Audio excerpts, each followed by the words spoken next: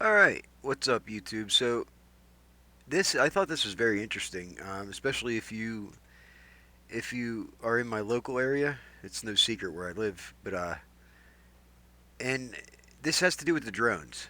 Okay, if there's still anybody that thinks that that's like that people are seeing stars or that these people were just you know never looked up before and they're just now looking up and they're just seeing what's always been there.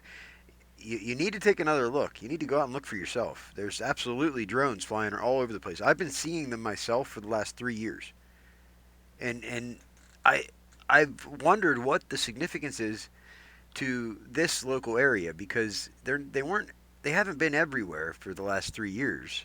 I mean now they're like everywhere, but what is significant about this area? And this came from the Leak Project. Okay, from Rex here at the Leak Project. Go check him out if you're not familiar with his channel. He's constantly delving into different conspiracy theories, whatever you want to call it. But he's a seeker of truth, right? But he's very open minded. Well, these people, they said that they've solved where the drones are coming from. Where they think the drones are coming from, and I thought it was very interesting whenever you see where they where they put the where they suspect they're coming from and significance with this local area, right? Specifically, like Blair County, Cambria County here. You'll see here. Check this out. And this totally makes sense now. So look at all the different reservoirs that we have here with these observations. Then when we look at the map, this would be a great place if you had the technology to evade and avoid capture into these reservoirs. You shoot into these reservoirs, and these are large reservoirs, so there's going to be underwater access, and there's going to be tunneling, and there's going to be a way to connect to these reservoirs, these massive bodies of water underground, which would allow for movement without tracking via satellite. So you see right here, they list all the reservoirs, right? And right here you have, excuse me, right here you have the Horseshoe Curve in Altoona, Pennsylvania, and it says Pennsylvania has 3 reservoirs. When you look at the map here, let's fast forward it a little bit. Okay, he's going to show the map. We're going to rewind it. Okay, watch. Check this out.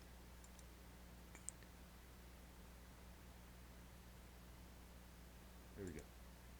Right here. Okay. Now, here's over in Jersey, right? And this is where they're seeing all the drones. And there happens to be a bunch of these reservoirs over here. And they pinpointed all these deep reservoirs around Jersey where they're seeing the drones. I've been seeing the drones right around here, very right around my area for the last 3 years at least. They've listen. They've done like figure eights in the sky above me. Okay, I'm not crazy. I've seen this, and every time I've tried to capture it, my camera it doesn't work. It doesn't. It just doesn't show up on my camera. It's weird. The strangest thing. But you see this area right here? Look at this. This pinpoint right here. That is almost. I mean, that's like almost exactly where I'm at. Well, obviously the pin is right there at the Horseshoe Curve, the reservoirs um, near the Horseshoe Curve in Pennsylvania. From where I'm at right now, as the crow flies, that's less than it's probably like 15 miles from where I'm at, maybe 16, and that's it. These reservoirs, and from where I've seen the drones, actually specifically the drones I've seen out in like St. Lawrence, and that's one of the highest areas around. And that's right near this this lake right here. Well, you can't see it on the map. There's a lake right here, right? It's Glendale Lake. Glendale Lake was created by the Army Corps of Engineers. It's a man-made lake. Okay, it was created by the Army Corps of Engineers. It's Prince Gallitzin State Park. It's a state park. So all of these things I think are very interesting. And then you have a whole bunch of state game lands surrounding this area. You also have like the Glendale Year Round, which is a gated community, and it's been known. It's been said. It's just hearsay. Obviously, I don't have any proof of this, but it's been it's like well known that Glendale Year Round is used um, a lot for like witness protection. Like it's a private um, gated community right next to Glendale Lake, like right next to it. And there's a lot of people live there year round, but a lot of it is just seasonal. You know, they only come into camp. Um, but regardless, it's a gated community, and that's where a lot of uh, strangely enough, a lot of the people involved in the gang stalking come from Glendale year round. I know this early on because I noticed a pattern with the people following me around. They all had stickers on the back of their car that said Glendale year round. Until I pointed it out. Once I pointed it out, all of a sudden now I don't see them at all anymore. So that's even more evidence to suggest that that I was actually probably accurate with my speculation.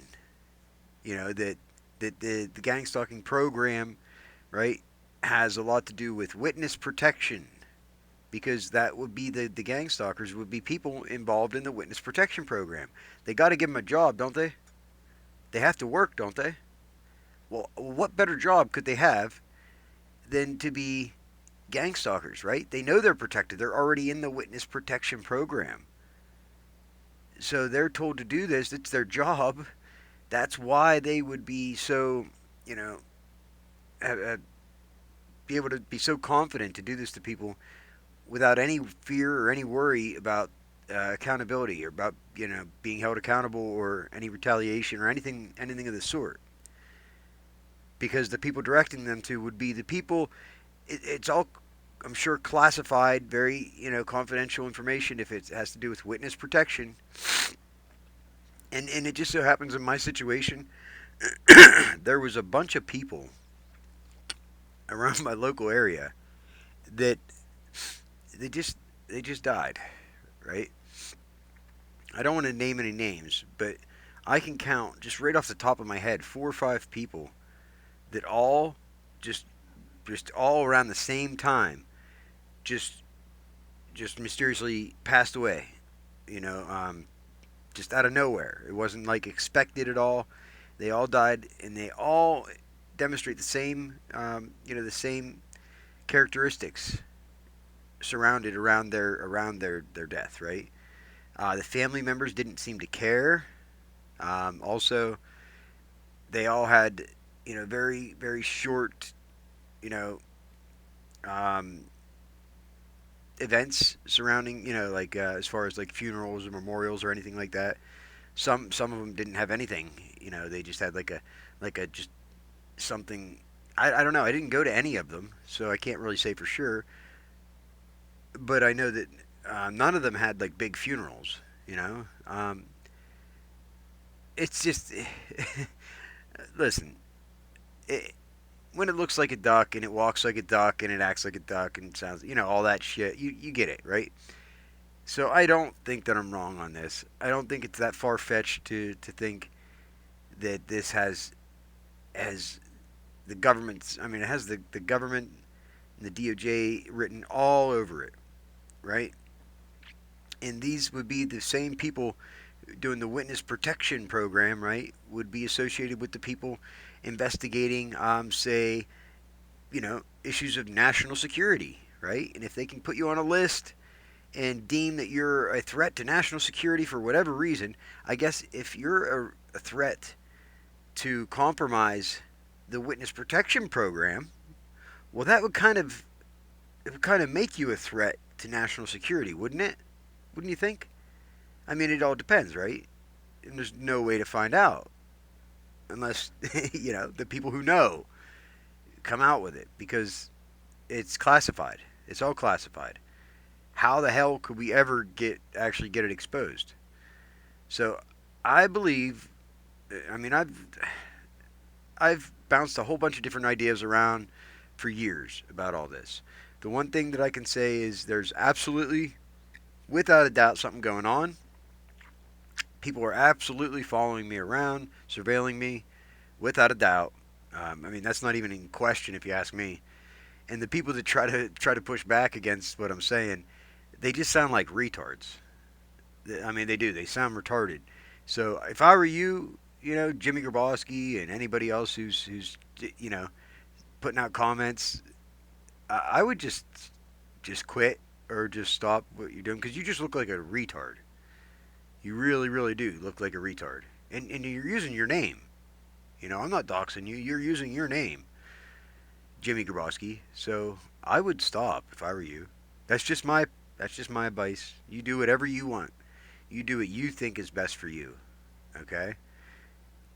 My advice, I would say that would be to stop, not to listen to these idiots, because they're going to throw you under the bus. That's what they're doing. They're allowing you to look like the retard to avoid, the attention on them, right? So that everybody looks at you instead of looking at the people who are instructing you to do this. So anyway, the drones, I think I mean, it all has a connection in one way or another, one way, shape, or form, because it's all under the guise of government, right? And I'm not one of them people that say, "Oh, I'm against the government and the government." No, I'm more of the belief that the government is of the people, for the people, by the people. We are the government, okay? Now, there are factions within the government that have been corrupted, without a doubt. That's what needs to be dealt with. And I think it's being dealt with, to be honest. I hope it is. I don't think we should shut up about it. I think we should we should actually push harder now than we ever have. Because if this is the final sprint, then you got to push as hard as you can, right? You don't slow down now. You speed up. You kick it into higher gear because we're seeing changes. We're seeing changes with law enforcement. That's good, like good changes. Like law enforcement is, I mean, across the board. You from 2 years ago when you watched like First Amendment auditor videos or cop watcher videos, like very rarely did you see any of the police respond the right way. Now, I'd say probably the majority of the situations the cops are responding. You know, they they're more aware. They're educated on it. They understand the implications and everything. They might not respond the way that you'd like them to respond, but they're responding differently, right? They're responding in either way. It's progress, right? It is progress. People are being educated on the First Amendment. That's great. I mean, that's the most one of the most important things. And this is your government. So if you don't like what the government's doing, do something about it. Speak out. Get involved in your local government. That's who the check and balance is. It's on us to do it. So I kind of went off on a tangent here. Excuse me. But I thought this was very, very interesting. How right here, I mean, look, Pennsylvania's a big state. There's 67 counties in Pennsylvania. And right here, this is actually, those reservoirs are on the county line. They are right on the county line between Cambria and Blair County. So Cambria County, Blair County, it is on the county line. If you go and you leave Patton and you head down Route 36 south, as soon as you get outside of Patton on the top of the hill, you can look off in the distance and you can literally see Buckhorn Mountain. Buckhorn Mountain is right where these reservoirs are at. So I could take a walk right now and I could show you with a camera exactly where these reservoirs are. I can see it, okay? It's that close to me. So is that why I've been seeing the drones around here? And between these reservoirs and between Glendale Lake right here, right? What's in between them? St. Lawrence, right exactly where I was at, where I said I've seen the drones. It's directly in between these two. See, right here, you can't really see it, but right above the A, there's a lake here. That's Glendale Lake. Okay? Patton is 3 miles outside of Glendale Lake. And here's the reservoirs. There's three of them in Pennsylvania, it says, but there's three reservoirs right here. Three big reservoirs. They're deep. I mean, they're very deep. And the Horseshoe Curve is a famous landmark because the it's a railroad. Okay, the train tracks. There's a specific route that goes through the Gallitzin tunnels. Okay, it goes from I believe from Tyrone, like up over here, and I'm sure it goes much further. I'm not that educated on it, but they go through Altoona. Altoona, PA, is a major throughport for the rail system for the railroad. We have the Railroaders Museum right in Altoona, Pennsylvania. Many people come there from all over the place to visit the Railroaders Museum. People go to Altoona and just to take videography and photos of the train tracks because there's so many tracks down right in downtown Altoona. Um, and one of the tracks heads, from Altoona, and it heads up the mountain, and it goes. The mountain is like Buckhorn Mountain here. Okay, you see this ridge, like that ridge right there. We're on the west side of the Continental Divide. Okay, so that means that all the watershed, we're like right on the Continental Divide. All the watershed, you could go a couple miles one way, and all that water goes into the Chesapeake Bay. Whereas you go a couple miles this way, and all that water goes down into the Gulf of Mexico. That's the Continental Divide. So we're in a very, very important area, especially for military strategic, you know, for different things to be placed that would be classified and all that. I'm sure.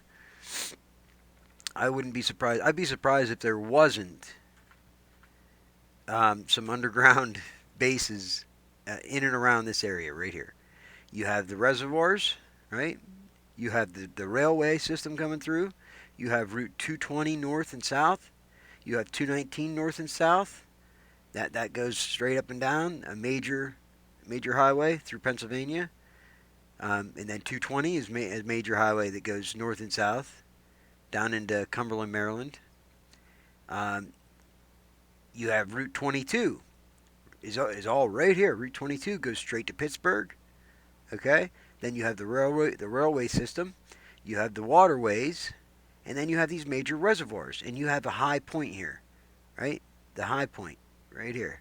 There are so many different things in this one area, and it's nice around here. It's really nice around here. So I mean, it all fits, right?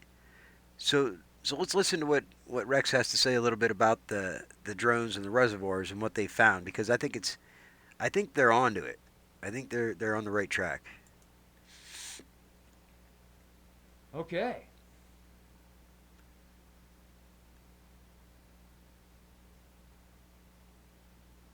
What you are looking at is the location. It's all of these pins are different locations where mystery drones, and a lot of these drones don't have characteristics of drones. So we need to be real careful if we call everything a drone now. And that's one of the word plays that this mystery drone phenomena has created. It's not a UFO anymore. It's not a UAP. It's not a flying saucer.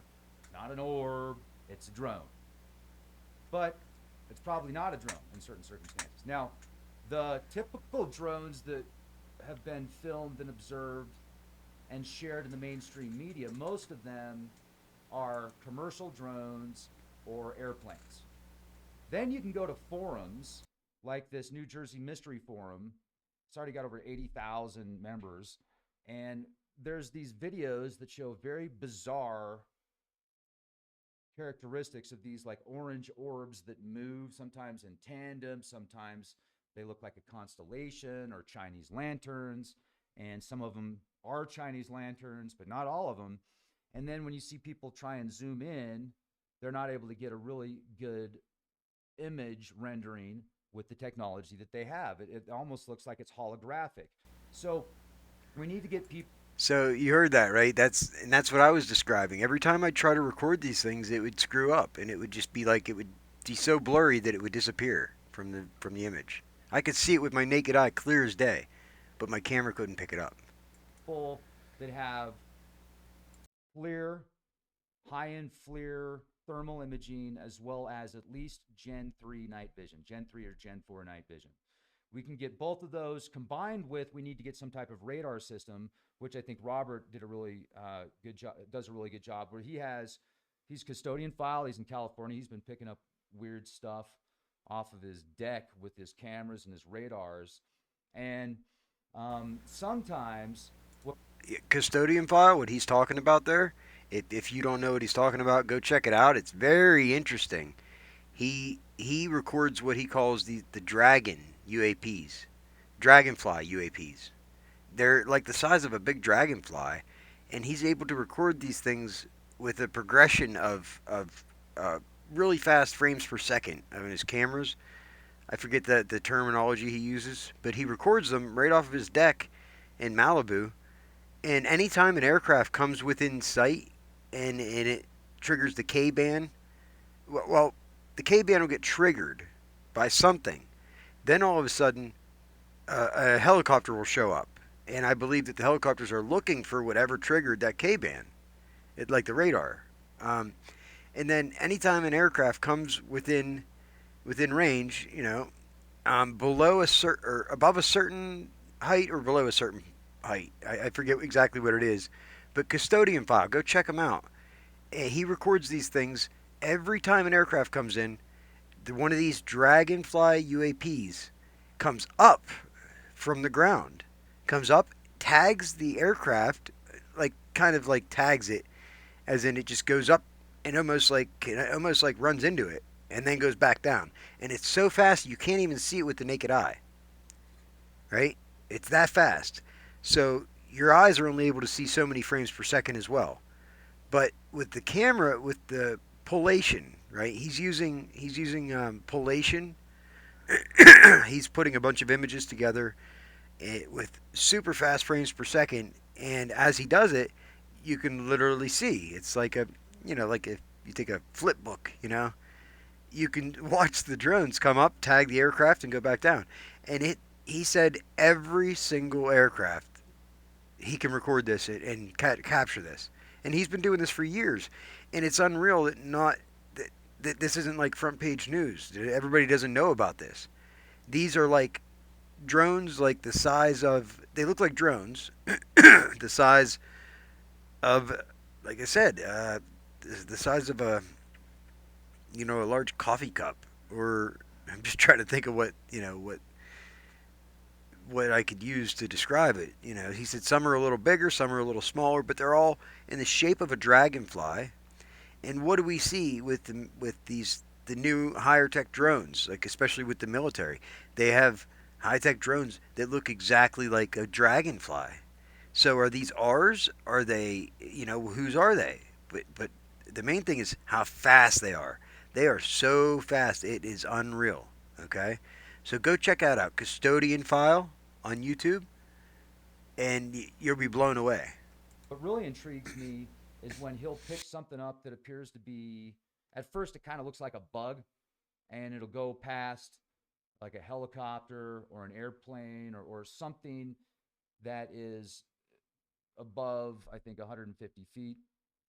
And it'll first, and sometimes they are bugs. They're not, a lot of times I'll see something fly by and I'll go back and I'll play it back. I'm like, oh, okay, that's a bug.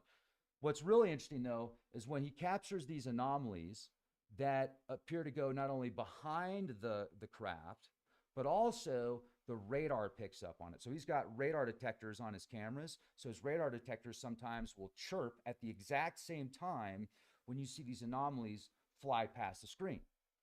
So there are certain circumstances where I'm like, okay, does a bug cause radar to go off? Would a fly shooting past the camera cause Ka band or K band on a radar detector to go off at the exact same time? I don't think so. So it appears that there's these weird anomalies out there. But anyway, the reason I'm bringing this up is if we can get people in New Jersey that are still seeing activity to get equipment with radar as well as thermal and night vision, we might have a better chance of picking up more signatures of what these things are. But it appears that, okay, in certain circumstances, there's orbs that are actually flying over these reservoirs, weird orbs. And there could actually be certain technologies that are capable, like a vertical takeoff and launch type platform that would allow for human made drone technology to fly into a body of water, like a reservoir, as an example, a large reservoir in the middle of nowhere. So let's look at some of these reservoirs while we're talking about this. So it's interesting. I have a recording of one of these. And what it did was I was at my buddy's house out in St. Lawrence. And this is no lie, okay? I'm in his driveway. And I literally watched this thing come right up out of the tree line, okay? So it came right up. And where it was at, where it came up from, I'm not sure exactly the location. It might have been over the lake, over Glendale. It was close, but either way, it looked like it came right up out of Glendale year round. Okay, Glendale year round. Like I said, that private, the gated community. It came right up out of the woods, rose to about 45 degrees in the sky, and then it stopped. And my buddy comes out of his house. It stopped and I said, "Look, there's a drone. I just watched it come up out of the woods." He said he looks at it. He's like, "Nah, that's a star. Look, it's not moving. It's a star." I was like, "I just watched it come right up out of the freaking woods, dude. It's not a star. I watched the damn thing." But when he comes outside, it stopped. So I'm like, "Okay, is this thing messing with me? Is it really just messing with me? What are the odds of that, right?" So I'm like, whatever, dude. I'm telling you, I just watched it, you know. So I didn't record it yet. I wasn't trying to record it because I had already seen these things. I was trying to convince him and let him know that these drones are freaking, they're absolutely right there in the sky, you know. So, but it seems like they want you to try to record it so they can call you crazy. So that's why I never recorded it, and I would criticize Matrix Decoded because he would record these and the recording always comes out looking like nothing more than a star or whatever, or planet. And I would point that out to him. I'm like, "Dude, this is just making you look crazy." And he would take it as if I'm saying that they're not drones and that he's lying and that he's faking it. I've never said that. I never said that. I've always said I've seen the drones. I believe you that you're recording drones. But why do you think they would allow you to record them like that? Because they want you to do it. That's the whole point. They want you to do it. They're using technology to run these psyops, right? To do like social experiments, psychological operations on society, on the citizens, using technology to you know to basically to set the narrative so they can see what they can do. They see how far they can push people to believe this, believe that. They're weaponizing society against itself. Because then when they do these little things, all of a sudden you have regular people that are making fun and ridiculing the person trying to put the truth out. Somebody's trying to put the truth out, and you have a bunch of regular people laughing and ridiculing them, like, "Oh, go take your schizophrenic meds, crazy," stuff like that. And they don't realize what's happening here. They don't realize what's going on. That there is a bigger faction that is sitting back, pulling the strings, making all this happen, and they're making people, the majority of people, dismiss it, ridicule it, because they're programmed. They don't know any better. You know, their cognitive dissonance won't allow them to accept the possibility that what we're saying is true. Just accept the possibility that what we're saying is true for 10 seconds and then allow yourself to look into it.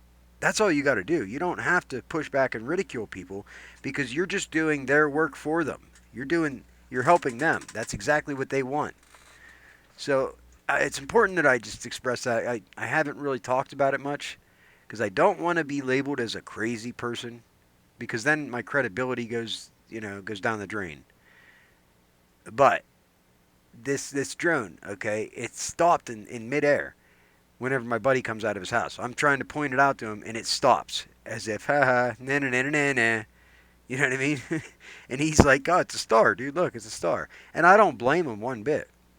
If I saw what he saw, I would think it's a star as well. It looked just like a star. But he didn't see it come up out of the woods like I did. Now, he had to run somewhere real quick to drop his daughter off. He pulled out of his driveway, and no shit. He pulled out of his driveway. No sooner did he get out of sight, that drone came directly for me, made a beeline directly for me. It actually lowered its altitude and changed its direction, came directly towards me. And I'm like, you got to be kidding me. And it's like this day happened to, in particular, happened to be really gusty. It was like a 30-mile-per-hour sustained wind. I'll never forget it. And it was right after dark, like right after dark. So it was just, you know, there was a little bit of, uh, you know, ambient light, so to speak, from after dusk. So this thing, and it's cloudy. Okay, so the fact that the damn thing was right there above me in the sky, it wasn't a star. You know, you couldn't really see the stars at all. So it comes directly towards me, and I hurried up and pulled my camera out, and I'm recording it. And in the recording, you can see it blinking, right? You can see the different lights on it blinking. And like I said, it stopped. It stopped blinking and everything whenever he come out to look at it. But whenever he fucking went out of sight, it came straight towards me. And once it got right over top of me, it changed direction again, just slightly, and then flew off into the distance. But I've never seen one that low.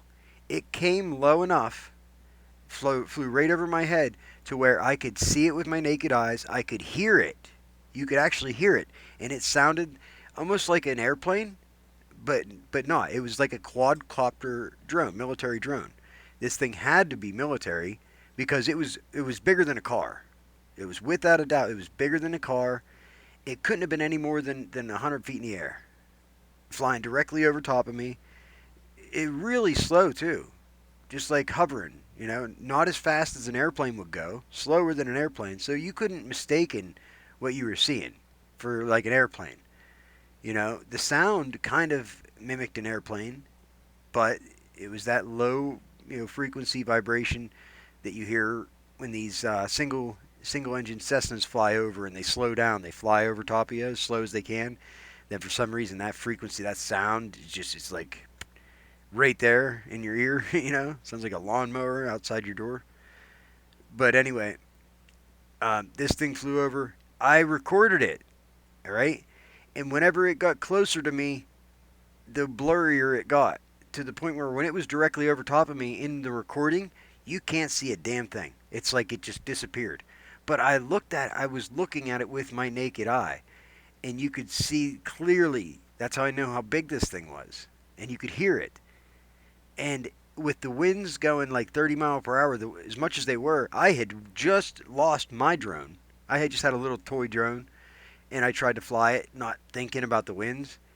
And the winds weren't even half as strong as they were this night. But when I tried to fly it, as soon as I flew it up in the air, that was it. It was gone. I lost it. The wind took it, and even with full power flying, pushing back against it, trying to get it back closer to me or get it down, it wouldn't. I wasn't able to. The fucking thing just took off and flew off into the distance. I never saw it again. So I knew how easily the wind affects these quadcopter drones, right? A little bit of wind really messes them up. So this thing with 30-mile-per-hour winds flew right directly over top of me, and I swear to you, it didn't even flutter. It was as smooth as could be. It didn't shake, it didn't sway. It was just like it was completely unaffected by the wind. It was unreal, unreal. So, of course, my buddy came back, and I tried to show him the recording didn't come out. And then, of course, nobody's going to harp on it because you don't have anything else. What do you have? You could sit there and keep on it and keep on it, and then you just sound like a crazy person. And I've tried this several times. The recording never comes out. So I just ignore them. That's what I did. I completely ignored them. I understand that we obviously have technology like this. It's obviously classified, military grade, classified technology. You'd be naive to think that we didn't have that type of technology, right?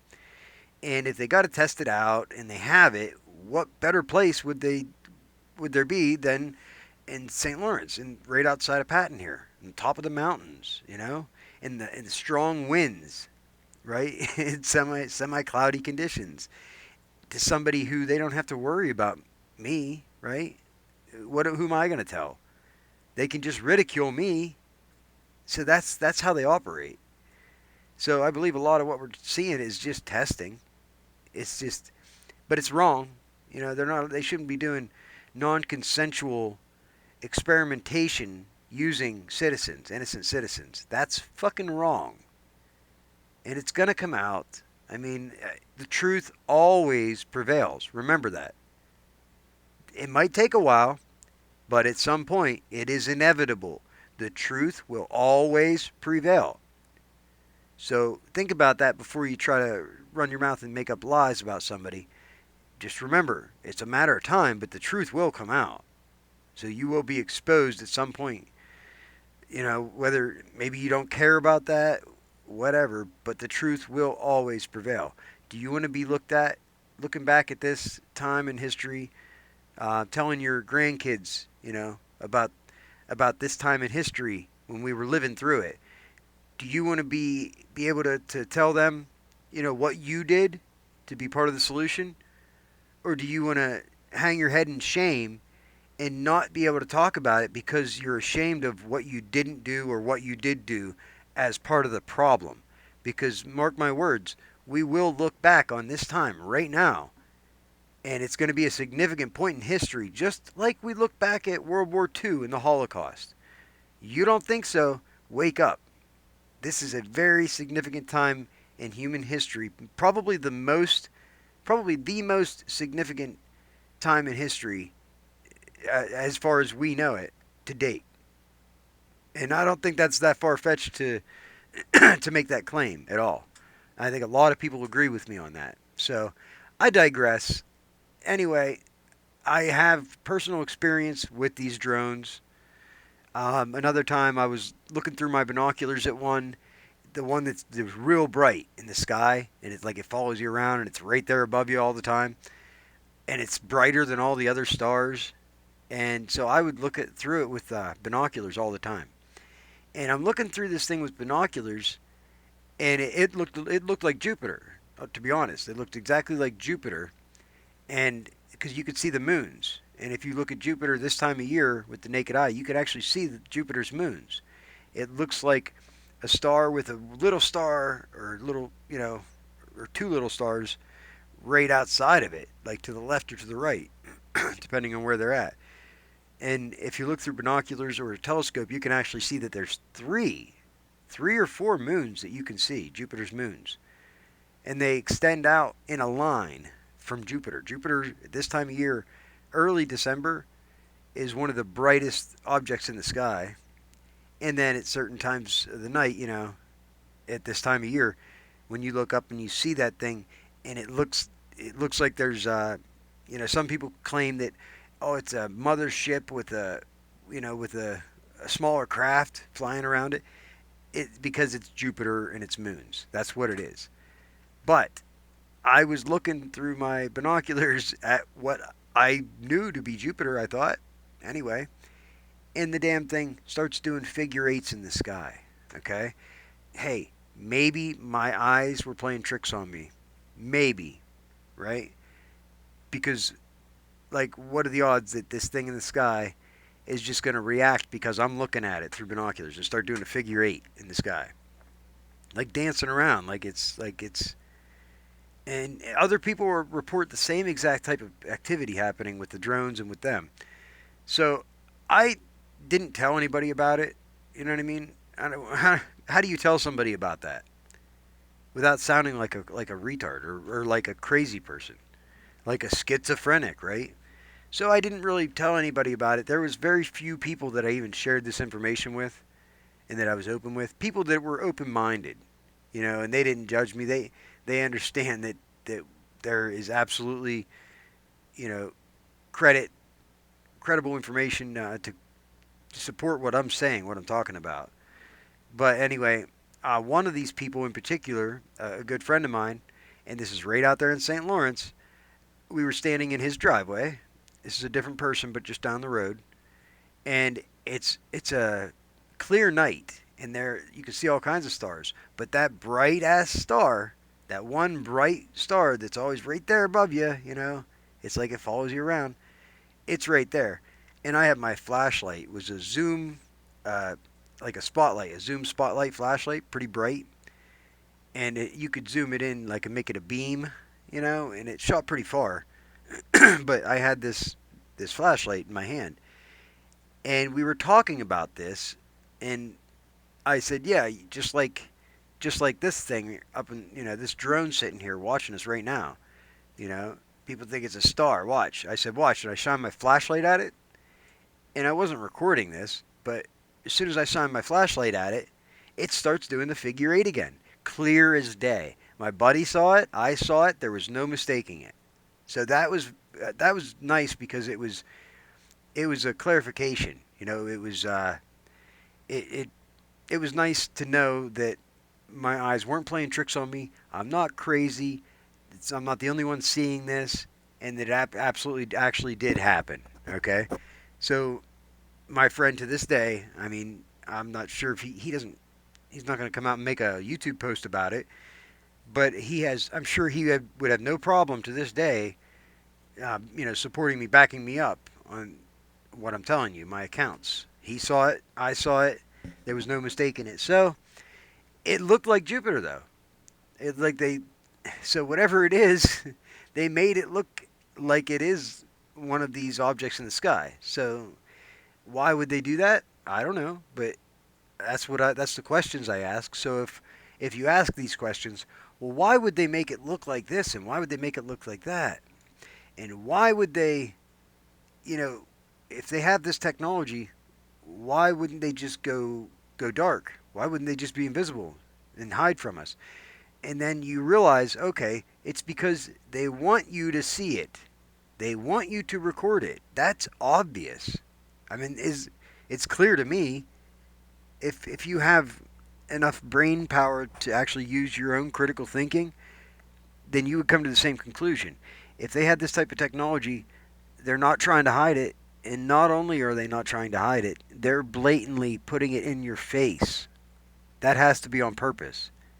You realize, you get what I'm saying? That the whole drone thing, all of it, is not us just witnessing something going on. No, we're seeing what they want us to see. The whole point of it is so that we see it, so that we talk about it. Then you gotta move beyond that, and look at the bigger picture, so that you can disseminate the truth out of it. You gotta you gotta do that. You gotta get all the information you can. Take in as much information as you can, and take it all with a grain of salt. But out of all of that information, you put it all together. You're able to connect the dots, and you're able to kind of create the picture of the truth for yourself. And you can see everything becomes clear, and you can really see what the truth is, and make more accurate speculations to what the hell is going on.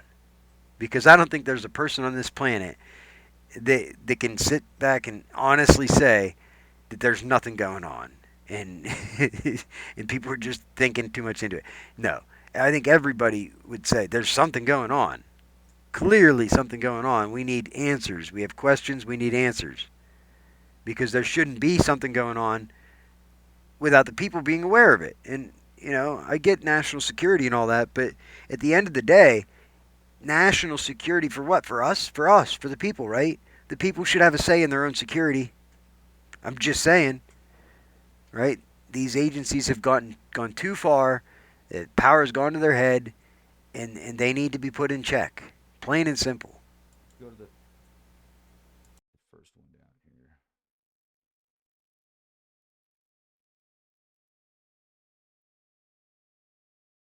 This is called Round Valley Reservoir. Look at the surrounding area here. You've got, looks like a railroad. Railroad. See that? cargo. See that? You got the railroad right there next to the reservoir. And did you see what they named it? If I go back here, look, Look at the surround. White House Station. Interesting, right? This is Potterstown. Okay, so let's see, Reddington Township. And look, here's a golf club right down below there.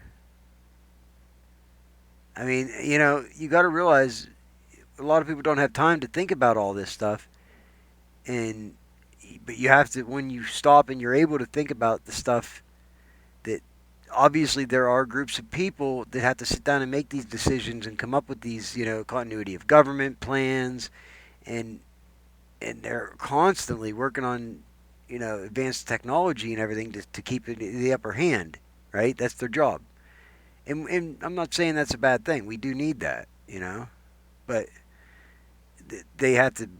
You have to draw the line somewhere. They have to be put in check because at the end of the day, we're footing the bill, right? Surrounding area here. You've got looks like a railroad, cargo, containers, this large reservoir in Clinton Township, surrounded by pretty rural area. It looks like here. You got a little bit of Wait, did he say Clinton Township? Like the Clintons? Clinton Township? I wonder when that was named. I'm just curious. activity out here as far as population center. Doesn't look like much. This is one of the locations, and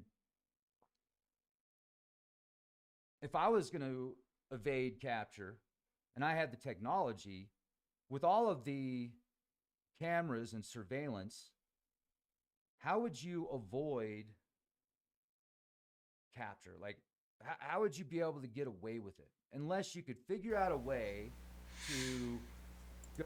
And notice the proximity to a huge Great Swamp National Wildlife Refuge, okay? That's a national park right there, right?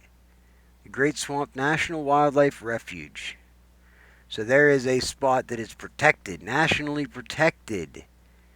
Okay, and if you look into all of the different things that are associated with the national parks, which was created by Teddy Roosevelt, right? Teddy Roosevelt initiated the the gave the executive order to create the national parks, right? And that protected them.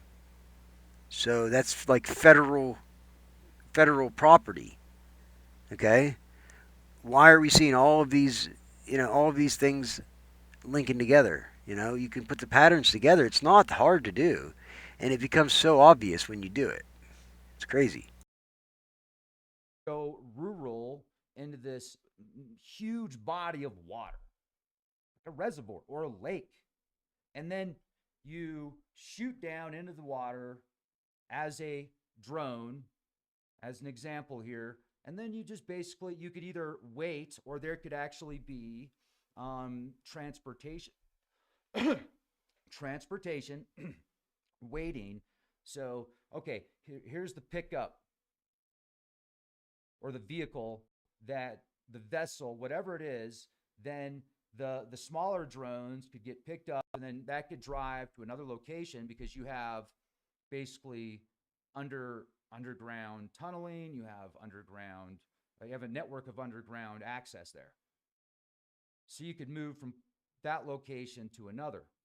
Now, if it's some type of exotic high technology, non human technology, or reverse engineered, super highly advanced breakaway civilization kind of stuff, then if you were to go into these large bodies of water, that could be a place that you could potentially, you go into the water and then you vanish.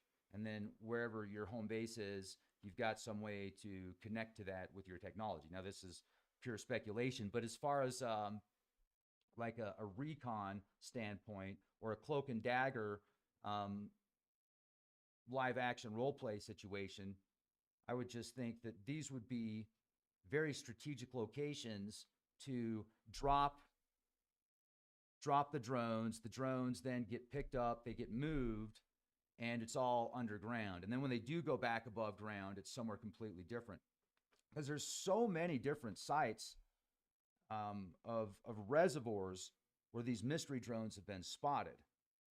What's up with that? And then now we need to get the characteristics of what these drones look like over these areas, the eyewitnesses, as well as any video footage that we can get. And then I would say go back 24 hours previous and 24 hours after, maybe even like 30 days, because these things could potentially be dormant for days, weeks, months, years. And then when they're activated, they perform their mission and their operation. So we've got a location here. This is one reservoir. Here's another one. This is called Spruce Run Recreation Area.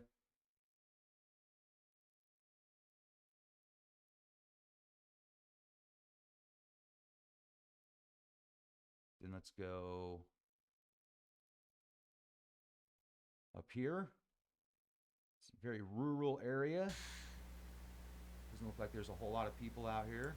And pay attention to the patterns. You see the different things that are common denominators with all of these. You don't think that's significant? Think about it. Pay attention. Well, actually, maybe there is. We got golf courses. Is this the golf course?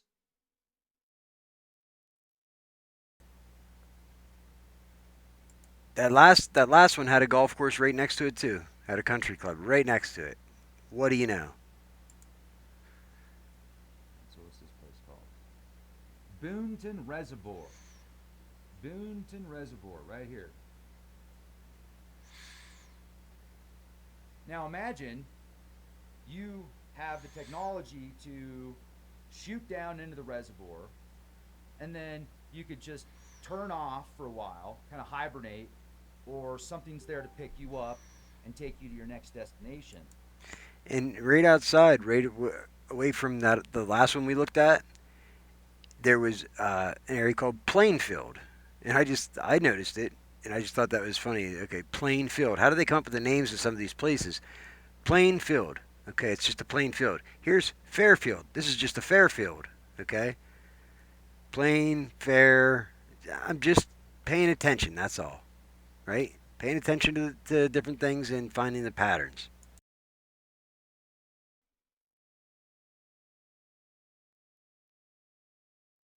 Hmm. Next spot.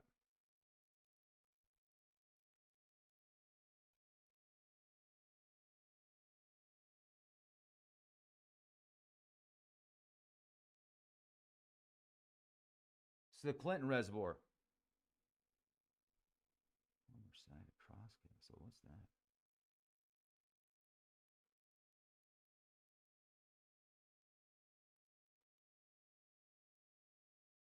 That's all you're gonna. It's a historical landmark. That's all we're gonna say. All right. Well, you've got the Clinton Reservoir here, Is that Tom Hanks Pond? It says Hanks Pond. I wonder if that's Tom Hanks Pond. which is another sighting. Doesn't look like there's a whole lot of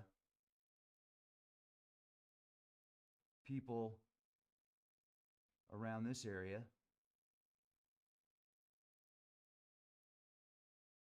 We've got another spot here, just east.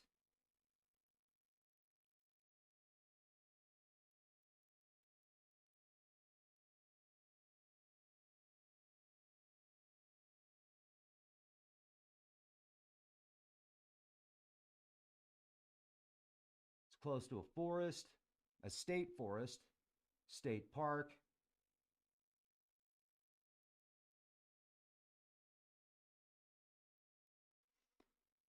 Boom! You know what else I noticed?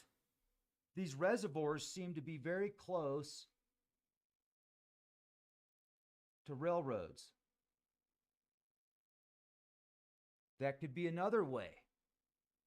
Load it up so you avoid capture into these reservoirs, then you come out somewhere above ground a day later, an hour later, whatever, and then you load up on the train. Poof, you're gone like dust in the wind. You could move large equipment on a train without as much oversight. There's a lot of people around here, though. What do we got? What's this reservoir called? And see, it's a reservoir once again. So these things could. Wow. Look at that. So you see what I'm saying, right? You see how much money goes into some of these reservoirs and these you know these projects. A lot of money goes into them. Like they sometimes it just makes you wonder because they'll let certain things go and you can't get you can't get the government to put out a couple $1 billion for a border wall, right? They fought over that for how long?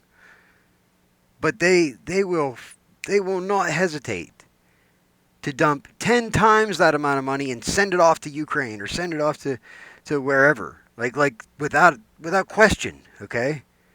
So whenever they drop money like this, like no problem, without question, for certain things, but you can't get them to fix a damn pothole.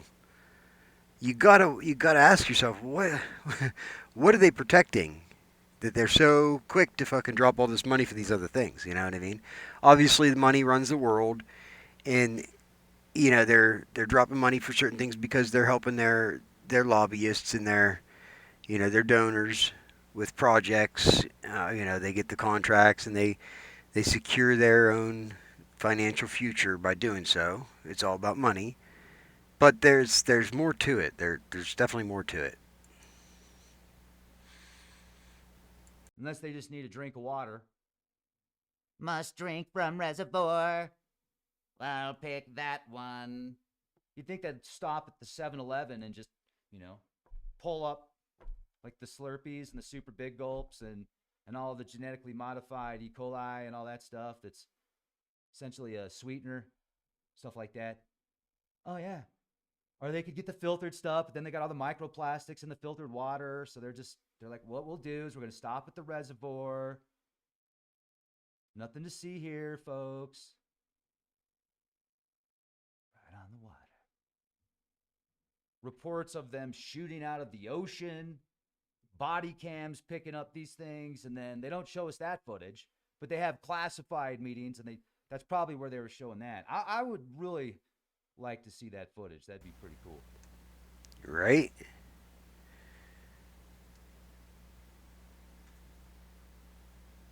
I agree.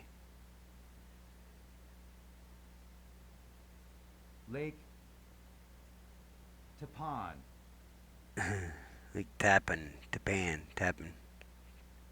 He probably said it right. Like Tappan. Looks a lot darker over in this area here. The darker areas are the deeper areas, obviously.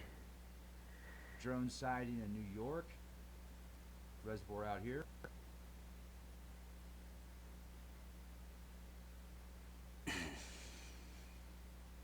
Hillview Reservoir. Hillview.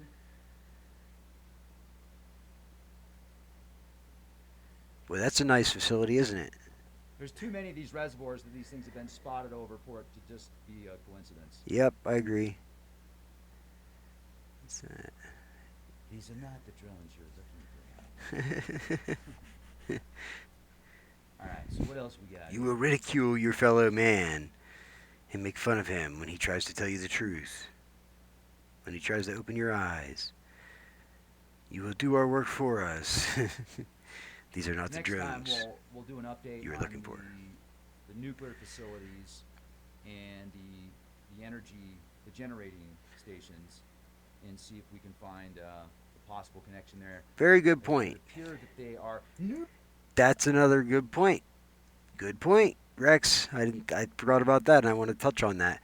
This area where I'm at, my local area, if you were to take a map, okay, and you put me in the middle of it, where I'm at, right here, and then you plot out all of the windmills that have been installed in my area, all of the windmills, you would see that I'm right smack dab in the center of of a whole bunch of wind turbines that they put in the last 10, 15 years, right? We had a factory 15 minutes from where I'm at that manufactured the blades for these windmills. Okay, Gamesa. They actually they shipped all their jobs. It's just the company is based out of Spain, Gamesa, but they have a plant in I think Mexico. I believe maybe I could be wrong on that, but they had the Gamesa factory here in Evansburg. That's the county seat, Cambria County seat, Evansburg, PA. That's where Troop A of the Pennsylvania State Police, the Pennsylvania State Police, Troop A, which I'm guessing would be the first troop, right? Troop A out of Pennsylvania. There's a lot of them. Is right here in Evansburg, Pennsylvania. They just recently relocated their the barracks. They were at Industrial Drive or Industrial Boulevard, is what it was called, right next to the Department of Environmental Protection. There's a big building in Evansburg on Industrial Drive or Industrial Boulevard, which is the Department of Environmental Protection, and it's like an eco-friendly, like a green building. It was state of the art when it was built. All the light inside the building, like I don't know if it still is like this today, but at the time I went there to do my mining training classes for MSHA, for mining safety and hazard. It's like OSHA, but for the mines. MSHA requires you to do 40 hours of training, 32 hours in the classroom, and then 8 hours underground in a mine before you can work underground in the coal mines. And I did my classes because Penn State University, offered the classes for free. You just had to sign up for it, and they did the classes up at the Department of Environmental Protection building. So that was cool. It was really neat because they actually taught us. Like it was a good program because you actually learned what they wanted to teach you. You didn't just go there and get your piece of paper. You know what I mean? You had to go 8 hours a day for like a week, and on the last day, they do you go to the mine and they actually take you underground and give you a tour of the mine. So you do an 8 hour tour of the mine. So you're in there for 8 hours, and that's your final day, and that's when you get your certification to work underground. At that point, you have to work underground for a year before you get your black hat or your red hat. Yeah, your black hat. Because if you have a red hat, you start out with a red hat, with a red hard hat. That means you're in a probationary period. It means you have everybody has their certification to work underground, but to get to get grandfathered in, so to speak, right? To get that certification with the rubber stamp on it saying you're good to go, so you don't have to keep getting recertified every year. You have to work underground for a year from the time that you start. Once you work underground for a year, you get your black hat. And I could be wrong on the colors. It's one of the two. It's either black. One of them is what you get initially, and then after that you move up and you get the color change. I do believe it's red hat, and then to get your black hat, you have to work for a year, I think. Because the new guys, if you see somebody with a red hat, that means they're their first year, so they're new. You gotta help each other out, and everything boils down to human error. So if there's ever a problem in the underground coal mines, no matter what, if there's ever an accident, it can always be attributed to human error. And the fines that MSHA dishes out are so astronomical that they are like company ending. Like if you have a business, you have a coal mining business, and you're doing really good, making a lot of money, and you get MSHA comes in and they give you a couple violations. Those couple violations can end your career, completely end your business, and then some. Like the hundreds of thousands of dollars for these violations. So what they do is they put it on the person instead of making the mine, responsible for a violation, they put it on each individual person. That's why you have to be certified. So if, like, say I accidentally left my lighter in my pocket whenever I went underground to work in the mines, that's a huge violation. That'll get the mine shut down. You can't have anything that's not MSHA approved. First of all, second of all, you can't have any kind of devices that could spark a fire, right? Like a lighter, can't have that.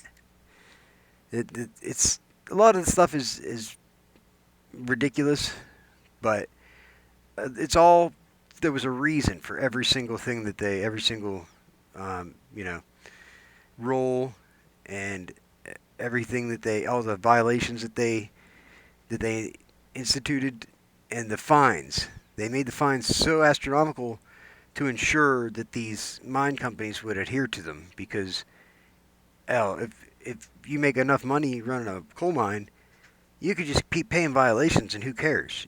And that's what they were seeing. That's what was happening. And then when an accident would happen, that's why they cranked it up, and now it's so regulated, it's unreal. It is unreal how regulated it is. My buddy actually got fired for that. He forgot his lighter in his pocket when he went into the mines, and when he was coming out, or somebody needed. I think he might have been in the mine when somebody needed a lighter for something, you know, to do something, you know, where a lighter would have made things a lot easier. And he just was like, "Oh, here," without even thinking, reached in his pocket and handed the guy a lighter, right? And that was it. He got fired. No rehire, just because he. It's a stupid mistake, but you're responsible.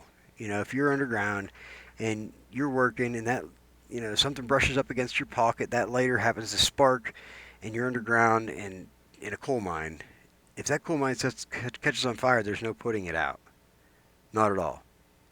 Look up Centralia if you think I'm bullshitting. Centralia has been on fire and is still on fire and will be.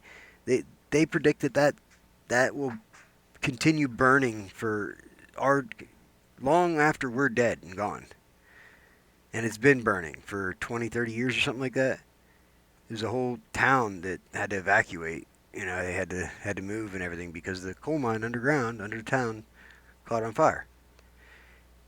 And it's burning to this day. It's pretty neat.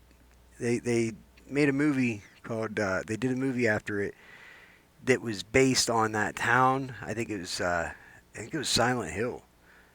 It was based off the game, but also based off of that town. I think was the movie that they kind of based off of it. It was kind of creepy and weird, but anyway, I digress. Obviously, I do that quite often. The point is, I forget what my point was, but yeah, okay, I remember now. These areas, okay, this area is super significant, right? I was saying about Evansburg, and Evansburg has Gamesa, the factory for the windmills. Now they just started this, just hell, maybe a month ago. They started the next project. If you looked at a map where I'm at, and then plotted all of the windmills on the map, you would see I'm right smack dab in the center of a highly concentrated area of a bunch of fucking windmills. If you go, 20 miles in any direction from where I'm at, 20, 30 miles in any direction, you got a whole bunch of windmills. Any direction except for west, basically. If you go west from my location, that's down the mountain. You don't really see many windmills. But right where I'm at on the ridge here, north, south, you go north or south from my direction, and you will see windmills for the next 20, 30 miles. They're putting them all over the place on these ridge tops because this area, the Laurel Highlands in west central Pennsylvania, it's a gold mine for them, for the wind. They're harnessing all this wind power. But where's it going? Where's all that wind power going? He said about the power stations, right? The nuclear power stations and everything. We have coal mines underneath all these towns around here. You've seen the recent story about the lady who fell into a sinkhole. That was in Westmoreland County, PA. That's not far from me at all. That's right at basically at the bottom of the mountain there. It's in between me and Pittsburgh. Um, the town that she lived in was so underneath is completely hollowed out from coal mines, which almost all these towns around here are like that. Patton is, if you looked at a mine map, that the mine underneath Patton is way bigger than Patton is. Like Patton is a little town sitting on top of a huge coal mine, and there's been sinkholes in town here that have come about because of it. Plus, we had the clay works too, the famous Patton Clay Works. So Patton is famous. It's a little town, but it's famous because if you go to the Eiffel Tower in Paris, right? Go to the Eiffel Tower in Paris, France, and you look at the bricks at the base of the Eiffel Tower in Paris, France, and you will see Patton pavers, Patton Clay Works, Patton, Pennsylvania, right? They were the clay, and they were was mined right out of the hill, not even a quarter mile away from me.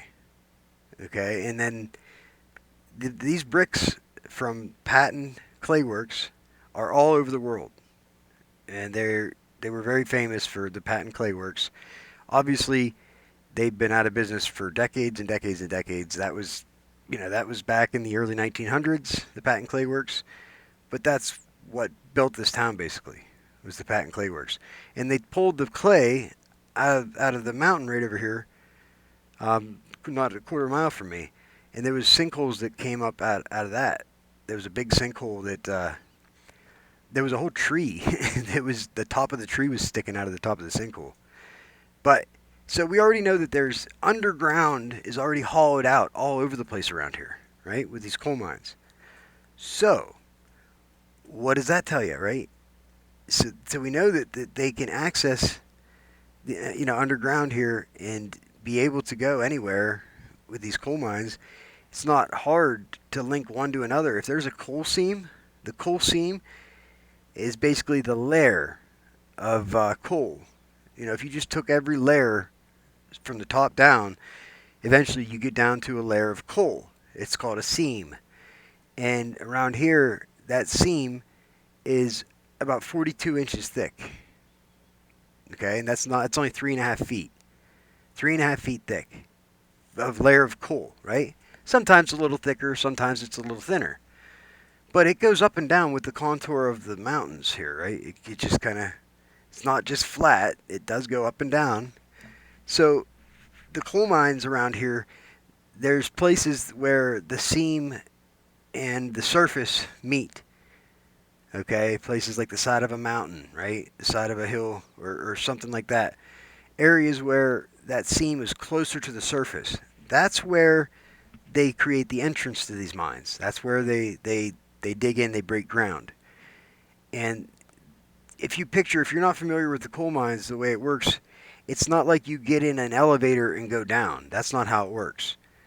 You drive into almost like a tunnel on the side of a mountain, and you go straight in, and it's just a gradual, it gradually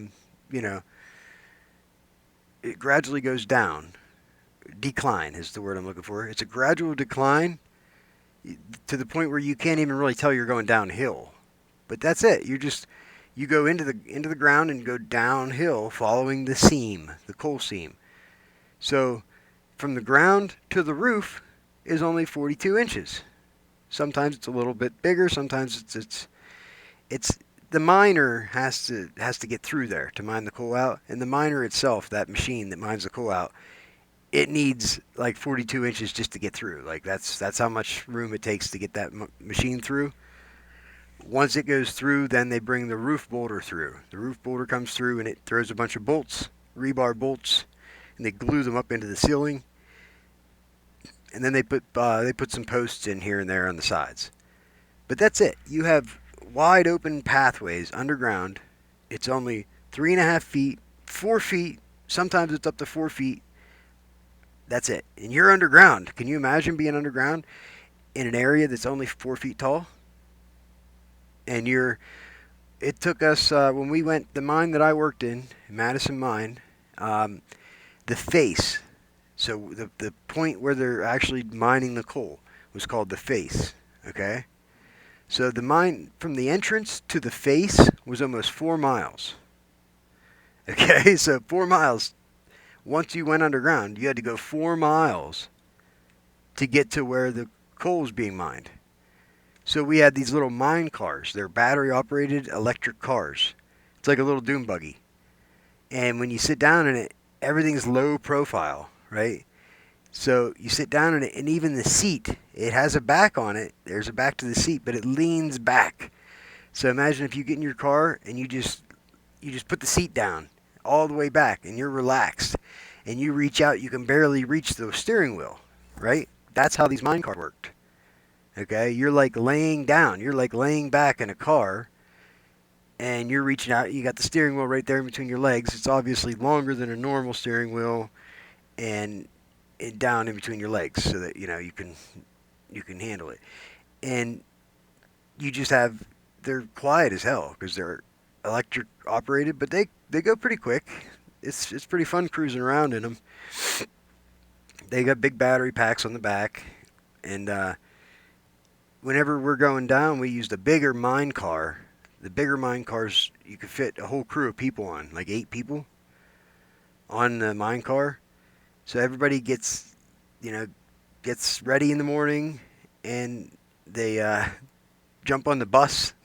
The bus would take you from the shop over to the mine entrance, right? It would drive you over, and then you jump in your mine car or whatever, and somebody's driving. Everybody else would bring something. They would bundle up with a coat or whatever the case, and they would do whatever on their way in. I'd take a nap because it took a half an hour, 45 minutes to get from the entrance of the mine to the face where you were working.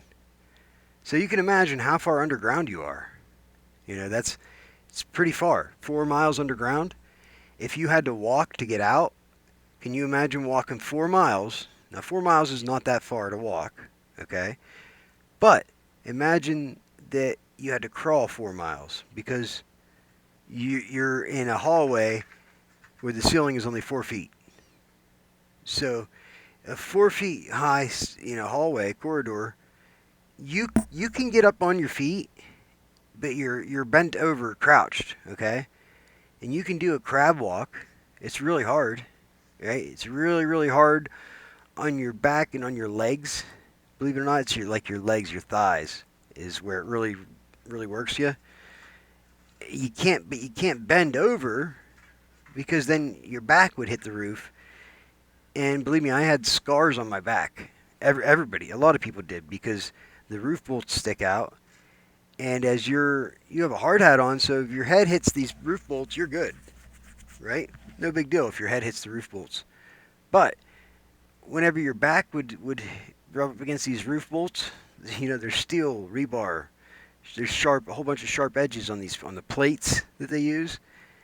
It's just a square metal plate with a hole in the center, and then there's a piece of rebar that's say 4 feet long with a bolt head and a washer welded on the end of it. That's it. And that's what they would use for the roof bolts. Okay, they just drill a hole up in the roof because the roof is solid rock. That's how that works. You get down, there's a layer of rock, and then the layer of coal. So there's rock above you and beneath you, basically. It's solid surface, but that surface it has cracks and is not, it's not as strong as you would like. That's why they have collapses. So you would have to go every 2 feet, every 3 feet, either direction, like on a grid, and put a roof bolt in. And that, I guess, that ties everything together so there's no collapses. So you don't have big chunks of rock falling off the roof because it'll kill you. These rocks aren't light. Picture a rock that's 10 feet by 10 feet by I don't know, 2 foot thick.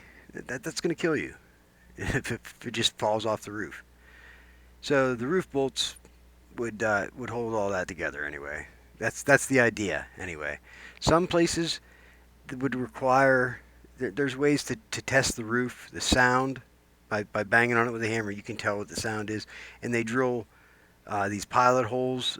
Basically, they're exploratory holes, and they determine what that roof looks like. You know, because you can't see it. But when they determine how thick the roof is and exactly the material, you know, they determine the I guess the what's the word I'm looking for? The integrity of the roof, right? If they're worried about it, sometimes you had to put roof bolts in that were 6 feet, 8 feet. You know, sometimes it required longer roof bolts or to be safe. You know what I mean? Sometimes we could get away with real short roof bolts. You could get away with the like the 3 foot roof bolts, but most of the time the roof bolts were long enough that you couldn't put a straight bolt in because you only have like 4 feet. So how do you put a 5 foot bolt in if it's only 4 feet in there to begin with? You know, you drill your hole, but so they do is we get the rebar or we get the bolts came from a company nearby that manufactured the bolts and the resin, the glue to put them in. They would, you know, they would manufacture them or fabricate them and send them to us ready to go. So the roof builders didn't have to worry about any of that. They just got their material and went to town. But whenever you put a roof bolt in that's longer than the space you have to work with, you'd have to take that rebar and you'd have to bend it and bend it, a couple times. And you can't bend it any more than you have to, or else you're taking away from the integrity of that steel. So it's not easy bending rebar, right? Not real easy. When you have to bend every single roof bolt, that can make for a long day. But that's the day to do. I spent a couple days roof bolting. You take a bunch of rebar, you find a good spot on your roof bolter to shove the rebar in, and then you use all your weight to bend it. You got to bend it just enough so that it allows you to start it in. You start the tip in, and then get your head on it, get your roof bolter to be able to grab a hold of that bolt. You know, if it could get on the bottom of the bolt, it had to be somewhat straight, right? So you get it started in there. Once you get it started in, then you got to bend it back straight again. Then you get your roof bolter on it and you run it up in. It's really interesting. I think if you're not familiar with the process, go check it out. And I know I got off on a huge tangent here, but my point was that this area, right, because of the mining and the coal mining that took place, it's already hollowed out underneath us everywhere.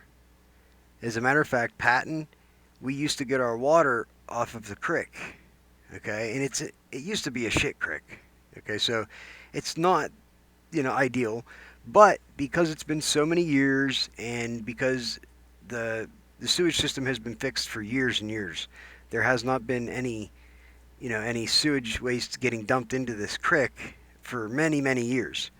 So it's all settled down to the bottom. And basically what you have with the creek is just runoff. So the top, the water that's flowing down the creek is not that contaminated. It's actually been filtered out because it's naturally. The earth is very good at filtering out its water. So we had some of the best water around. Patton did.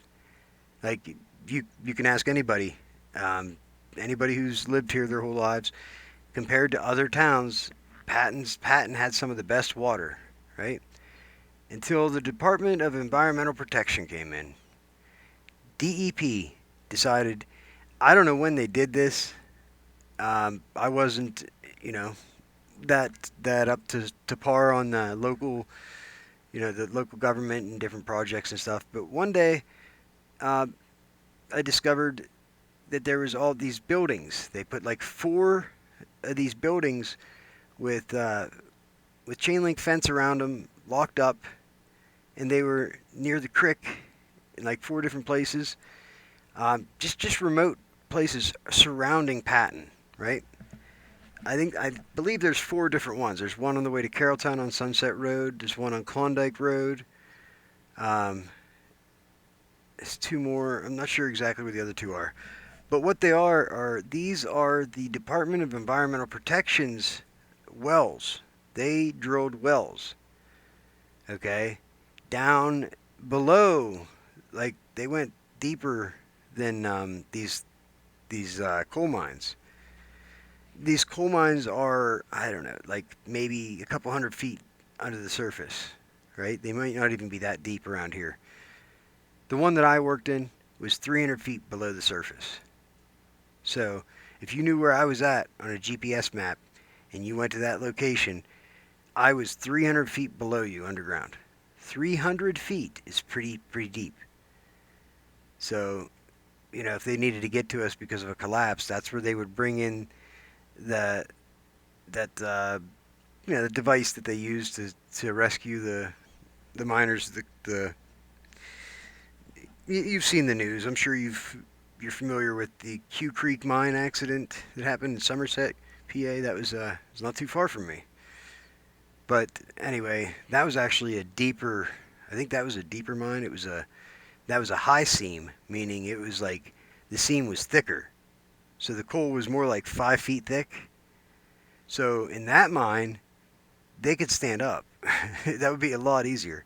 I think that was a long wall operation, meaning the way that they mine the coal. Instead of just going in with a miner straight into the face, they had what was a long wall, one long wall of coal, and then they had a machine that would just continuously mine all this, you know, off of the wall.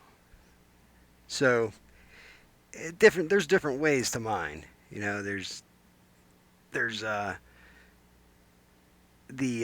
what do you call it with the anyway, I'm getting off subject. The point is, in these mines, they've been underneath Patton anyway. There hasn't been anybody under there. They haven't been mining coal. It's been abandoned, and I'm sure they're full of water, right? That's just what happens when you have a void underground. Water ends up seeping in, and it fills it up, right? So these Department of Environmental Protection put in these wells around Patton, and this is years ago. There was a big discrepancy about it. It was on the news, and there was lots of local residents that were complaining about it and everything because the Department of Environmental Protection told Patton that if we didn't switch our water over to their wells that they drilled, okay, now they drilled these wells around Patton. This is a federal agency, right? We're a local municipality, a local borough within the Commonwealth of Pennsylvania. So, according to the Constitution, everything is under the federal rule, okay, because we are these United States of America. However, each state is supposed to govern itself, right? So whenever the federal government comes in and tells you you have to do this, right? Sometimes it doesn't go over very well. Sometimes people don't, they don't like taking orders from the federal government. So give me 1 second.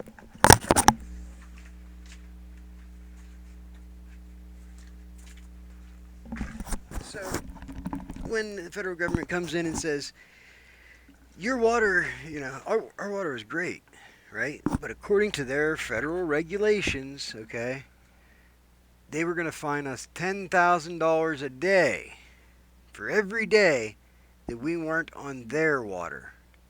So they forced us as a town to switch our drinking water to their water, to their deep, the deep wells that they drilled. They drilled 4 of them. So they tapped into water that's underground underneath these coal mines. Okay? This is disgusting water. It's been sitting underground in these coal mines contaminated for years and years and years. So just imagine the difference. When they got on this system and they started pumping the water, distributing the water, because they were finding us $10,000 a day because we were getting our water off of the creek, and we had a treatment facility. We had the water treatment facility right off the creek, and it was old and outdated, yes, but it was still operational. It still worked, right? But federal regulation, right? It's all a money game. They forced us to get on their water.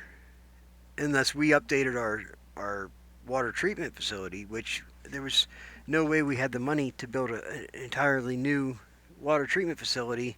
It's just one of the problems Patton has had from years ago, and where the long arm of the government, they stuck their nose in and they forced us to go their direction, and it was a big deal. It was a real big deal. Whenever everybody started drinking the water, it was disgusting. I mean, you could smell it. It was that bad. So they would just treat it with a whole bunch of different chemicals, right? And they treat it with. So what they're doing in order to make your water legally drinkable, right, potable, they test it, and if it has any contaminants or whatever parts per million, they have to somehow make it fix it. So in order to fix it, instead of filtering out this stuff, what they do is they add stuff to it.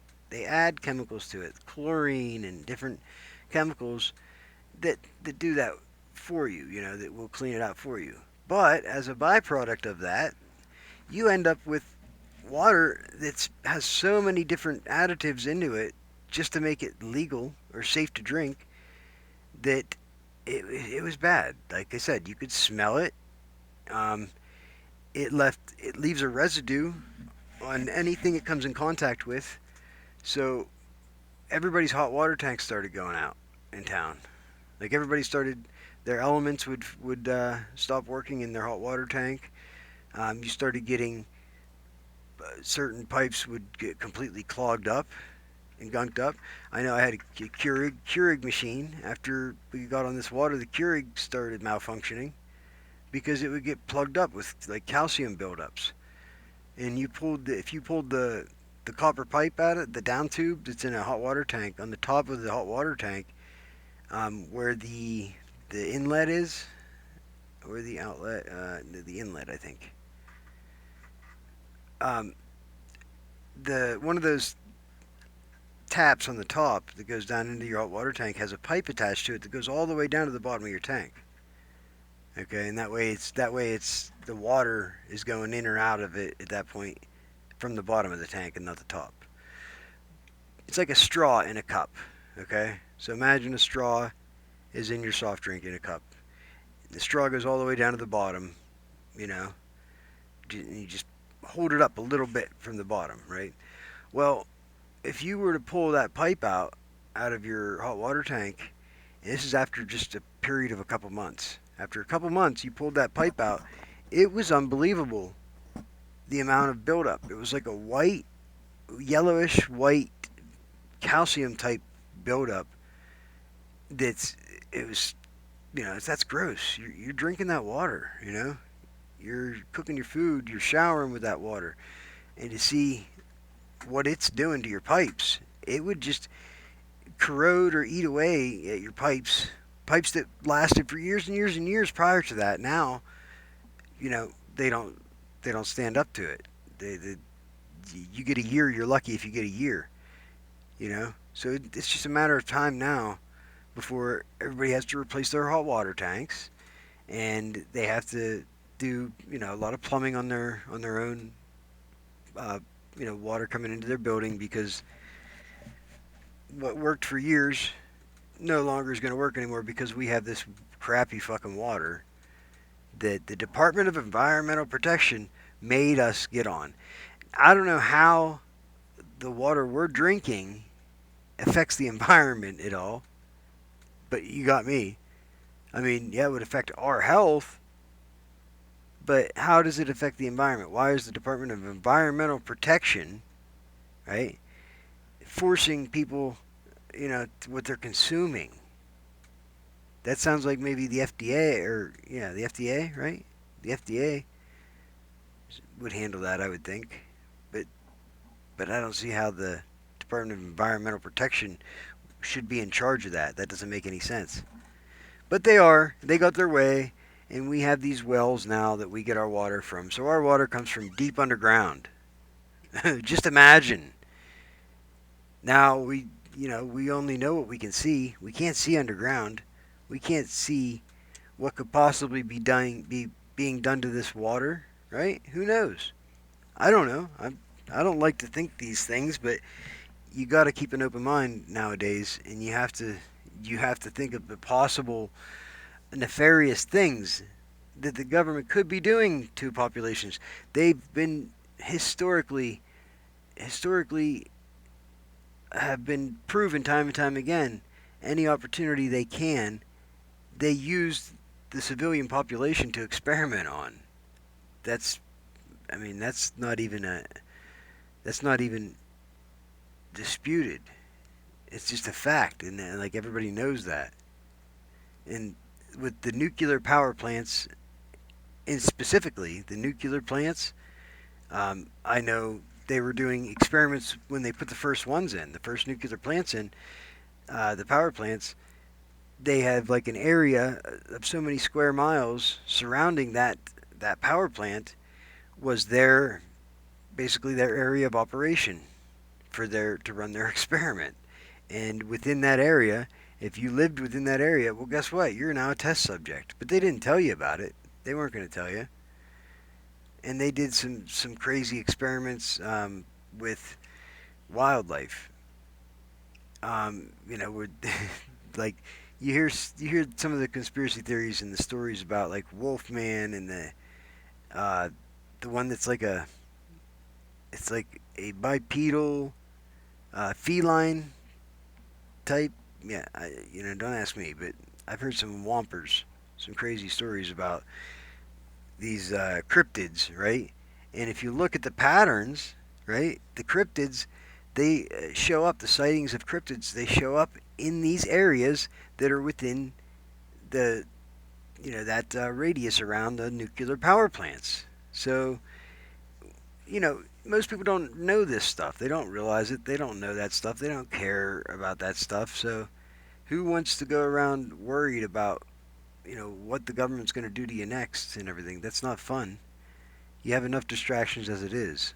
So, it's not fun to be worried about the government coming after you whenever they have secrets and they want to keep their secrets, right? And you're just a piss on. So, that can be a bit intimidating. But when you watch Stranger Things, right? And you start looking into it, doing your own research, you realize that Stranger Things might not be as fiction as they say it is. And a lot of these, science fiction films and stuff like that might it might be more like documentaries, or however you want to put it. Basically, the the elites and the people who know the truth, right? They know the truth that's being held from the public.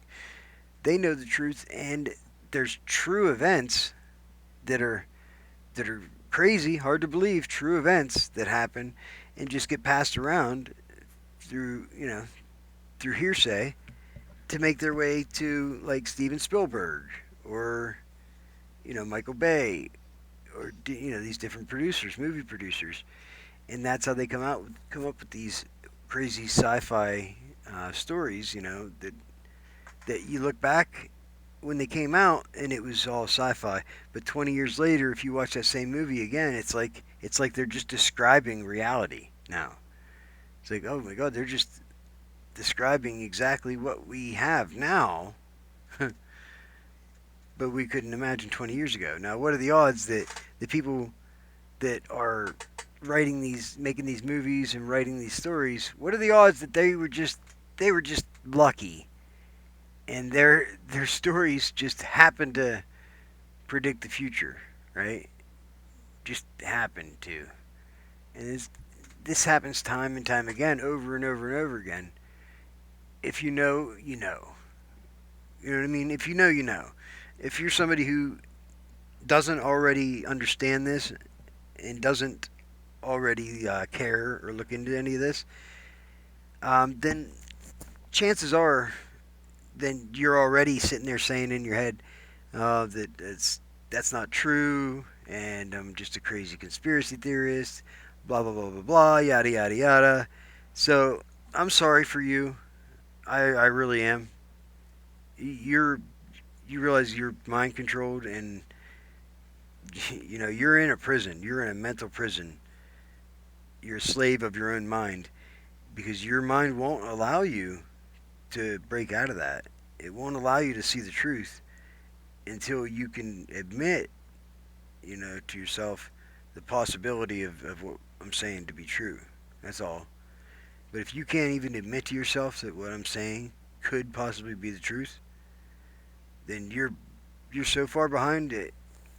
You might as well just wait. Just wait for the next I don't know, the next go around for our reality, because you wasted too much time. You're a lost cause at this point, because everything's moving forward. Everything is moving forward. Nothing stays the same. That's historically fact, okay? Nothing ever stays the same. Everything is in a constant state of motion, and everybody as a person should be constantly improving, right? You're either getting worse or you're getting better. You're not staying the same. You might think you're staying the same. You might be comfortable, and you think that you're just content with your routine and your retirement and what you do every day and what you've done in your life and everything. You're just happy, content, and that's it. Nobody's going to take that away from you. And hey, to each their own. But I don't care if you're 20 years old or if you're 80 years old. If you're not still striving every day to be a better version of yourself, then what are you doing? You're just a part of the problem. You're absolutely part of the problem. So sorry to bust your bubble, but so just understand that nobody's staying the same. Nothing stays the same. Everything always changes. You can guarantee that. We live in a constant state of vibration. So you have that power of choice. You get to decide what you want to do, what you want to be. You know. So that's something. That's more significant than people realize. Most people take it for granted. But in order to make the right choice, when you have that freedom of choice, the only way to do that is to have the proper information, and you have to be aware of certain things. There's no way around it. There's no shortcut. There is no way to be able to look at a situation and be responsibly make the right decision based off of the information available. There's no shortcut to that. You just have to learn the stuff. You have to actually open your mind and start filling it up. Because right now, if you're not, then you're mind controlled. It's real simple. It's really, really simple. There's no in between. You're either mind controlled or you're not. You're either awake or you're woke, right? So you get to decide, though, what you want to be. And when you look back at this time in history, and, when people were telling their grandkids about this time in history and what happened, and, who helped to, basically, who helped to liberate, people of Earth, so to speak. It's not just a United States thing, it's a global thing. You know, people yearn to be free, right? And right now, people are just, it's a deception, you know? We are slaves to a system that is designed, it's designed to give the illusion of freedom, okay? They want you to believe that you're free. They want you to believe that you have a say in what's going on. But, like I said, whenever that system, is designed in a way where they tell you you can't drink your water from that water that you've been drinking from that's clean and clear. No, we're going to charge you $10,000 a day until you drink all the water we're going to give you that's disgusting, nasty, disgusting water. Then you realize, oh, okay, I'm not free. I guess I thought I was, but I'm not. I thought I was free. I thought I owned my home, but if you don't pay the government, their property tax every year, for the house that you already own, that's yours. Well, then they just take it, right? So you thought you owned your home, but you don't. You just rent it. You're just renting your home. It's not really yours. They give you a piece of paper that has your name on it that says, oh, this, fancy piece of paper that says that's your home. But go ahead and try not paying your property taxes. See what happens. Whose home is it then? You see what I mean? So when they create this system for us to have us, and you'll get people. There's probably people right now that are foaming at the mouth, already typing a comment in saying, "Well, you have to pay property taxes because that's how we fund this and that, and that's how government works." And they're mad and they're fighting back, they're pushing back, and they're typing as fast as they can in their little fucking, you know, their little keyboard warriors, right? They don't realize what they're doing. They don't realize that they're mind controlled, that they are controlled opposition. They don't realize that they are absolutely the soldiers, the foot soldiers for the cabal. They're the foot soldiers that are doing the dirty work, for the elites, right? The elites have mind controlled these people to believe that this system is how it works and that's it, and there's no other way around it. You got to do what you got. You got to do what they say, right? Because we're free. You got to do what they say because we're free. Makes a lot of sense, doesn't it? And stop getting mad at me for saying it out loud. You might, you know, I listen. I'm open-minded. If I'm not aware of a situation or I don't see things, the way you do, please enlighten me. Please enlighten me. I would love to see another perspective because that's how I see the world. I view the world from every possible perspective that I can, constantly. And I'm constantly trying to upgrade and improve that perception and that my reality. I don't want to be part of the problem. I do not want to be part of the problem. Okay? So by me speaking out like this, they would have you believe that I'm the problem, right? Because I'm speaking out against my government. And that's the mind control. You understand that you have been programmed and mind controlled to believe that I'm a problem. Okay? Because me speaking out using my free speech, right? Speaking my mind and my free speech, they have you programmed to believe that that's dangerous, right? And that I'm going to cause a problem for the government, for the people, right? They have you believing that. If you're sitting there typing away on your keyboard, then you're programmed. It's a hard pill to swallow. I'll give you that. And I understand the people that are having a hard time, accepting what I'm saying here, but it, it's not me that you're mad at. If you're mad at what I'm saying, you're not mad at me. You're mad at the truth. The truth is what's making you mad. The programming, the cognitive dissonance, the mind control is what's triggering your anger right now. That is what's causing you to get angry at me, and that's causing you to lash out and react to what I'm saying rather than using your brain to let this sink in and use your brain and critical thinking. If you were allowed to use your brain and have free thought, then your brain would actually let this sink in, and it would let you compare this to reality, and it would let you use critical thinking. You wouldn't get mad. That doesn't make any sense. Why would you get mad? Why would anybody get mad at this? So the emotions is what they use to control you. So get mad all you want, but just direct it in the right direction. Point that anger in the right direction. Don't get mad at me. Don't kill the messenger, right? I'm just the vessel of truth that's bringing you the truth from my perspective. I was naive. A lot of this stuff I was completely naive to in the past, and just like you or just like anybody else who doesn't agree with what I'm saying here, I thought I knew, enough that I could, push my opinion on other people and say, no, you're an idiot. We need this, we need that. We need these labels, right? We need these labels. Because how else would we be able to get by without these labels? The labels that divide us and pin us against each other. Those labels, yeah, those ones. Yeah, we need those labels. I guess that's what I've been told. I guess I've been told that we need those labels. That's how we identify each other and communicate. I tend to have a different opinion on that. I see the labels as, they need the labels. We don't need them. They need the labels to control us and to pin us against each other. That's it. You could throw away the labels right now, and guess what? You're not going to die. You don't need that. You're still going to be able to communicate with another human being and be able to articulate whatever you're trying to say, whatever you're trying to, whatever message you're trying to communicate to another person who, have a different label.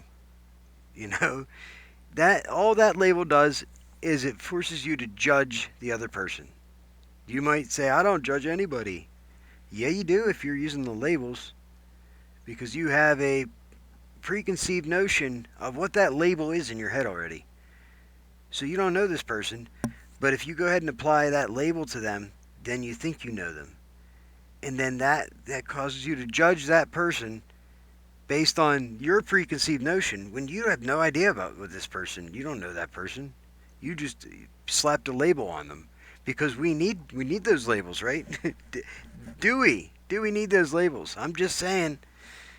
This is something that I was on the Flow States panel the other night, and we were talking about this. And I know, hey, no offense, Flow State, nothing personal, but you were getting a little bit upset there too. It seemed like about the labels, and I still, I maybe I missed it, but I didn't, I don't remember a good argument that you guys had to why we do need these labels. I mean, you said that we need them to communicate. We need them to be able to. I guess I don't know. I'm still waiting for a good reason, or for a good rebuttal to that, or a good argument to say why we need these labels.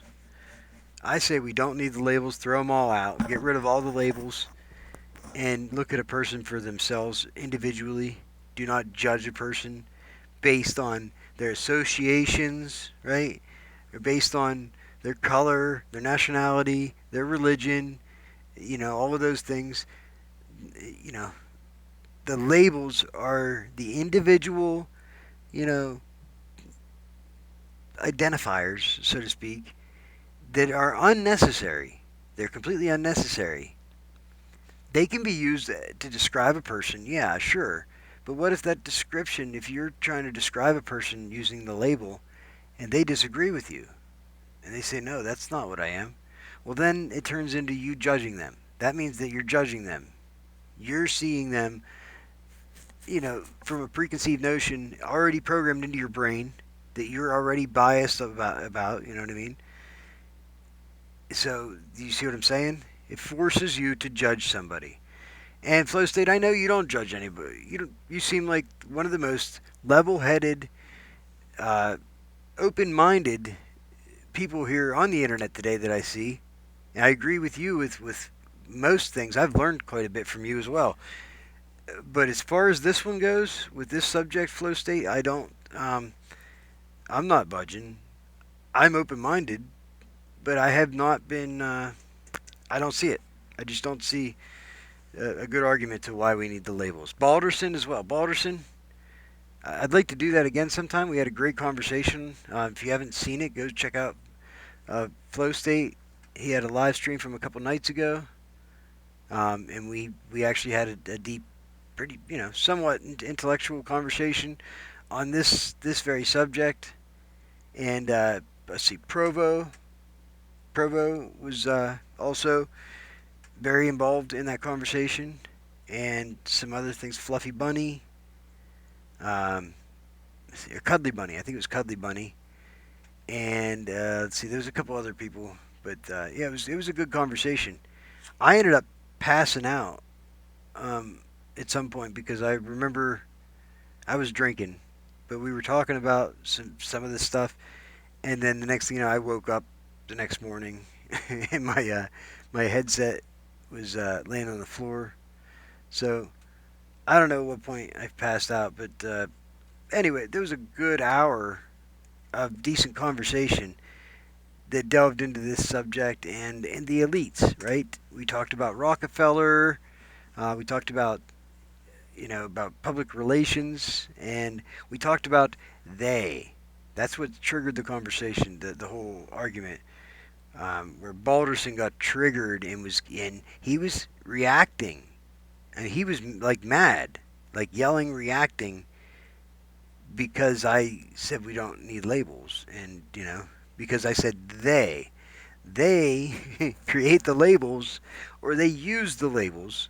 Let me rephrase that. They use the labels, whatever's convenient for them, in order to control society, right? And they twist things around. They use the truth, twist it around, and they create this system based on language and based on labels in order to keep people divided into subcategories so they can then use other labels and use other pieces of language or different cultures and ideas, whatever. They use it to pin the different groups against each other. So then they weaponize society against society. They get to sit back and laugh because it all costs you money. It all goes in their pocket. So they just sit back with nothing better to do but control everybody's perceptions. And then the result is you're broke, they get richer, the disconnect gets wider, and it's a lot of it. I mean, a lot of it. So much of it is just based on labels. That's it. If you could get rid of all these labels, you would destroy their entire system. Like how, you would take their power away from them. You take your power back. People would get along better because we're all a lot similar, more similar than we think. We're not as divided as you might think. It's only because of the labels that gives that false appearance that we're divided like that. We're not. We're actually a lot more similar than people realize.